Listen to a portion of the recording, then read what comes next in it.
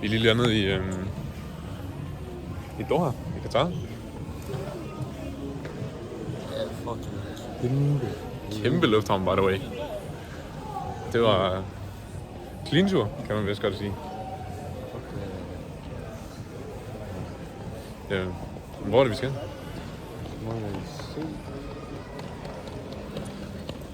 Virkelig, altså det er virkelig meget plads der er i forhold til, hvor lidt der er.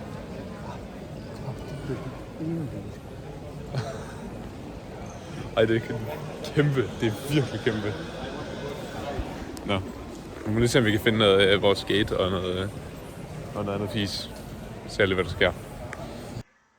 Lige hurtigt disclaimer. Der er en, der støvsuger, så det kan være, det larmer i baggrunden. Men bagefter det her, der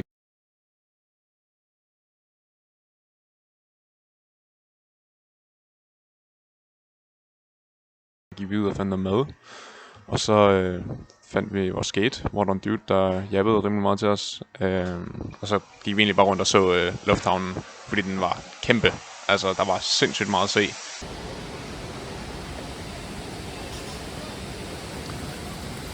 Doha lufthavn med en kæmpe skov indeni, apparently. Det er rimelig vildt. Så nu går vi lige og vil lige spise noget ramen. Og nu skal vi videre og se, om vi kan finde noget at lave, indtil vi skal med flyet igen.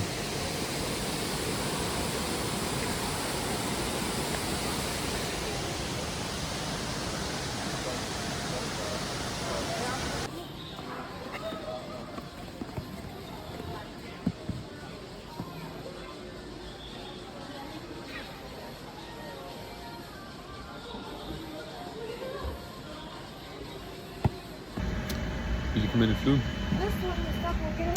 Vi sidder i flyet her. Mig og Jeppe har fået bagringen for os selv. Vi sidder helt bagerst i halen. Helt for os selv. Helt ekstra sæde. Med toilet lige ved siden af os. Og så ser vi, hvorfor jeg ønsker, at jeg kunne vente med sådan her. Men så jeg gik på flyet. På live-kamera, og så skulle vi sidde og film. Så har vi styr på det hele. Ja, tak. Det synes jeg fucking crazy. Vi sidder med maksimalt 4 timer søvn på hvad der minder om 40 timer snart. For meget. Ja. Jeg er vågen siden juleaften. Det er skørt. Men nu må vi se, hvordan det går. 13 timer senere er det lidt.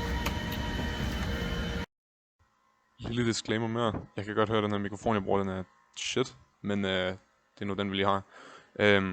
Efter den her video her, der tog vi flyet, og der var ekstremt meget turbulens hele vejen til Adelaide. Hvilket gjorde, at vi ikke kunne sove særlig meget. Så da vi ankom, der filmede vi ikke, eller gjorde noget som helst. Og vi havde sovet under 7 timer siden juleaften. Og vi kom til Adelaide jeg ved ikke om det var den 26. eller 27.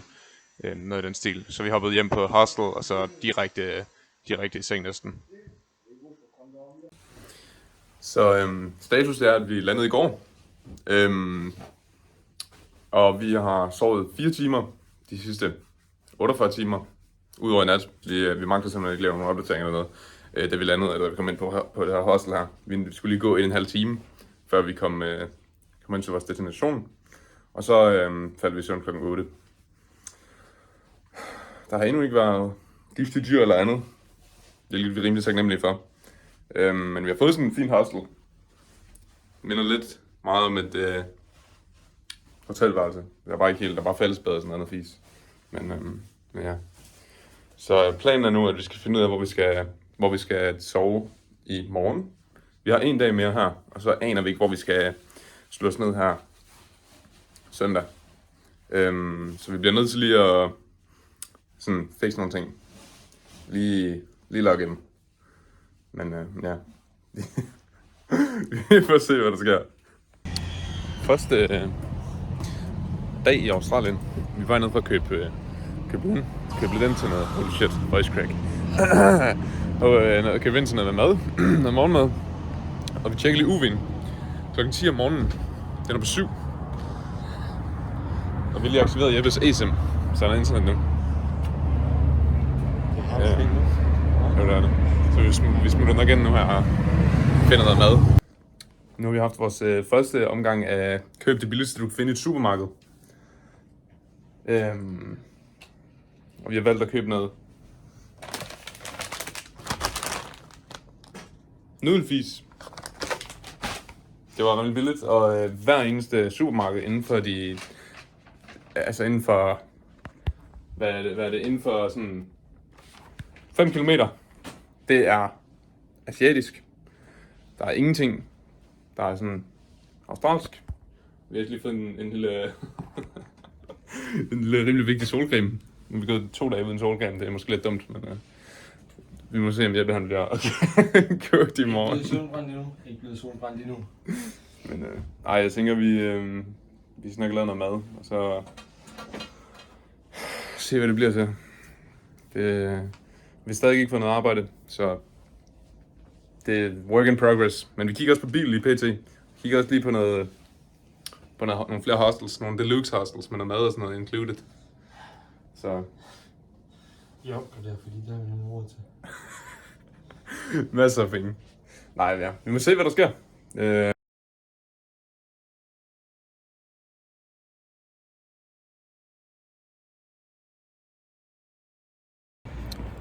Klokken er lige nu 9 om morgenen. For mig, Jeppe.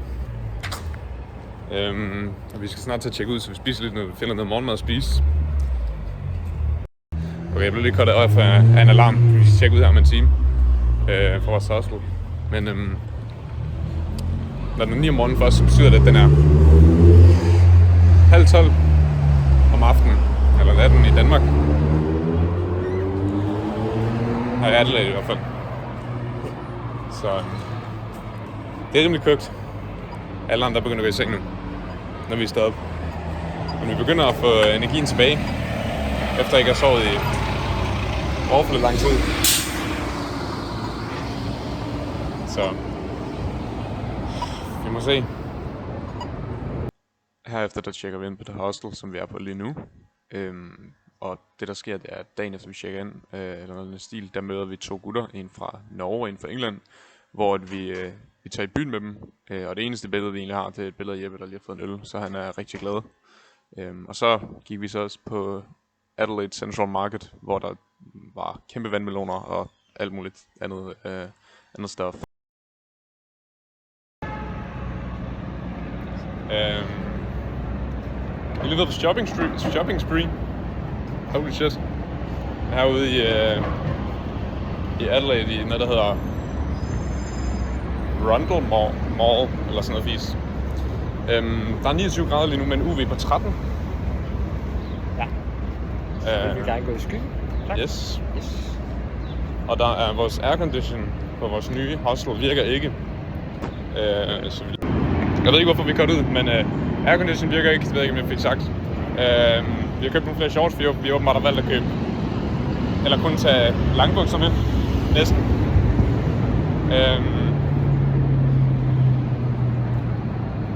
Ja.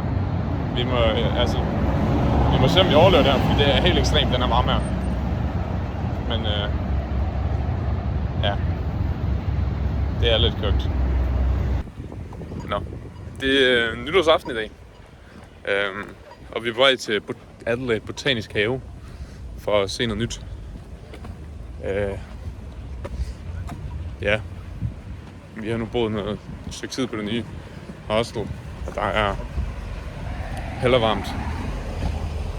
Men i nat, eller de næste par dage, der skulle det gerne kun være 23 grader, hvilket hjælper lidt på det. Så vi har stadig ikke set nogen huntsmen eller andre farlige dyr, så det er lækkert nok. Ja. Altså. Men ja, jeg ved ikke lige.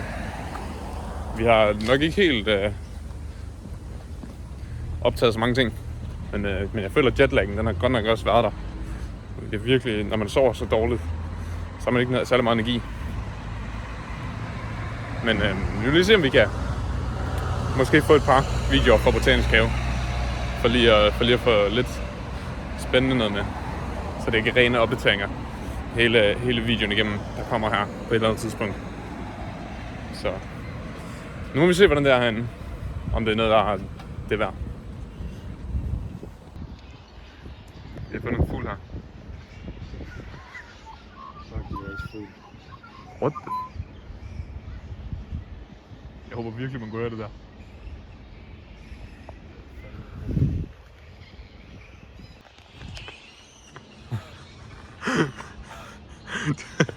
Fuglene i Australien er different. De siger seriøst... Man kan ikke engang beskrive det. Det er sådan noget computergenereret lyde. Meget skønt. Virkelig. Det er sådan lidt robotagtigt. Men nå, vi er botanisk have nu i hvert fald. Den er rimelig grøn. Flot, den er grøn. Ja.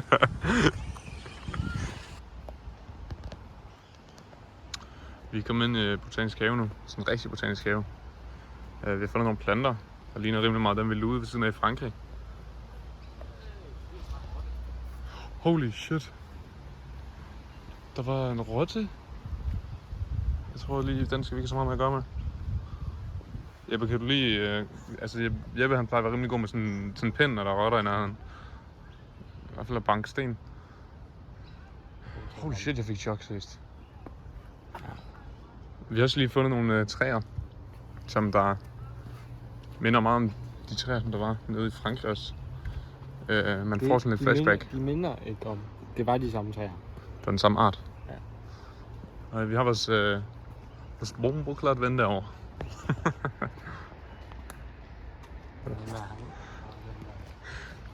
De er meget nysgerrige, åbenbart. Der er virkelig mange... Vi læste en skilt, hvor der stod, at der var mega mange forskellige planter fra hele Australien.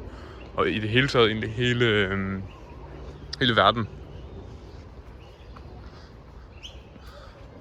Så der skulle virkelig meget forskelligt herinde at se. Spørgsmålet er bare lige, om vi kan finde rundt, uden at blive bidt af rotter.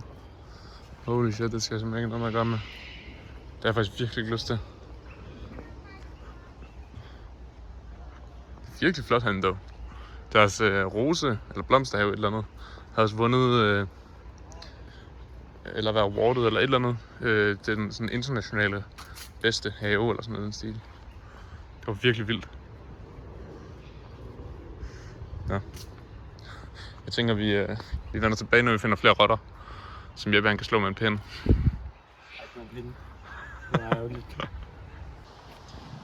Nu er vi kommet ind i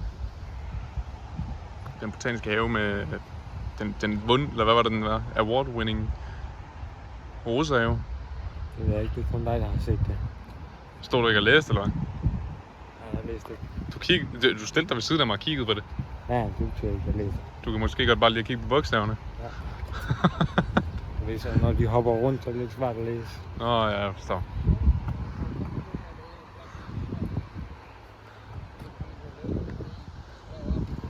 Det er virkelig flot herinde i hvert fald. Og så står der sådan nogle guides med, hvor meget det dufter. Den har 3 stjerner, så den skulle dufte rigtig meget. Det skulle godt dufte.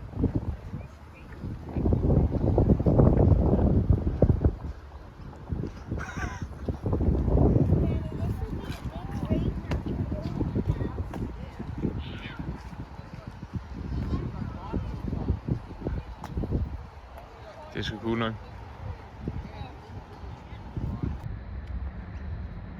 Så vi har fundet den her due her. Jeg ved ikke, om man kan se det på videoen, men den har sådan noget stridthår. Den der kan man godt se det, hvad jeg vil sige. Den har sådan en stridthår på hovedet, men det ligner en due en til en. Og tilfældigvis, der har Jeppe fundet ud af, hvilken slags due der. En punkerdue. Fordi det er punkerhår. Det ligner en due. Efter at vi har været i botanisk have, så fandt vi et kunstmuseum, eller et art gallery, hvor vi gik ind, som der har virkelig, virkelig flot kunst, som man kan se her. Udover flot kunst, der havde de så også nogle malerier af striber på lærred. Noget, der prøvede at ligne det danske flag. Kryds og bolde på lærred. Et dæk. Og den der ene maske fra Squid Game.